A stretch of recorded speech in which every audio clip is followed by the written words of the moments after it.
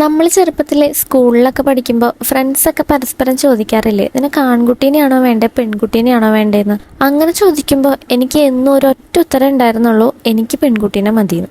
അതിന് കാരണം വേറൊന്നുമല്ല, അവരെ അണിയിച്ചൊരുക്കി കൊണ്ടു നടക്കാനുള്ള ആ ഒരു ഇഷ്ടം കൊണ്ടാണ്.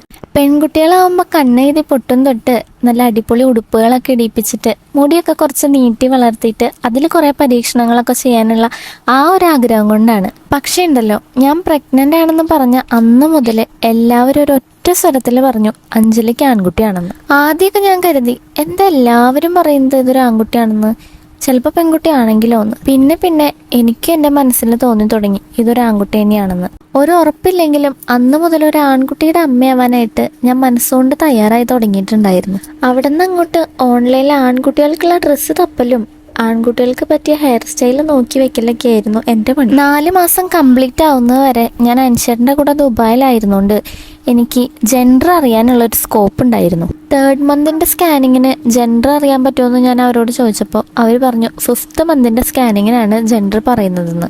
എൻ്റെ മനസ്സിലതൊരു ആൺകുട്ടി ആയിരുന്നെങ്കിലും ഒരു ഉറപ്പിന് വേണ്ടിയിട്ട് അതെനിക്കൊന്ന് അറിഞ്ഞിട്ട് പോകണമെന്നുണ്ടായിരുന്നു. അതുകൊണ്ട് 4th മന്തിൻ്റെ ചെക്കപ്പിന് ഡോക്ടറെ അടുത്തേക്ക് പോയപ്പോൾ ഡോക്ടറോട് ഞാൻ ചോദിച്ചു എനിക്ക് ജെൻഡർ ഒന്ന് അറിയാൻ പറ്റുമെന്ന്.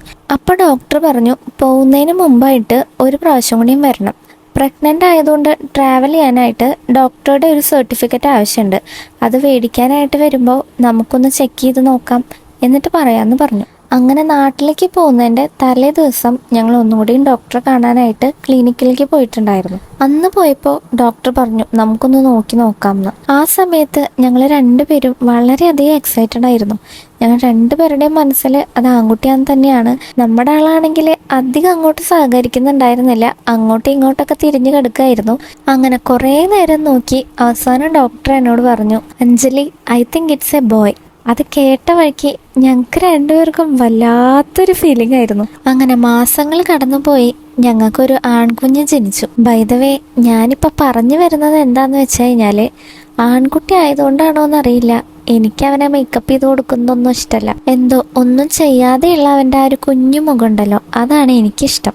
പക്ഷെ ചില സമയങ്ങളിൽ എൻ്റെ ആ പഴയ ആഗ്രഹം വീണ്ടും പൊട്ടിമുളച്ച് വരും. ആ സമയങ്ങളിൽ ഇതുപോലെ ഞാൻ അവന് മേക്കപ്പ് ചെയ്ത് കൊടുക്കാറുണ്ട്.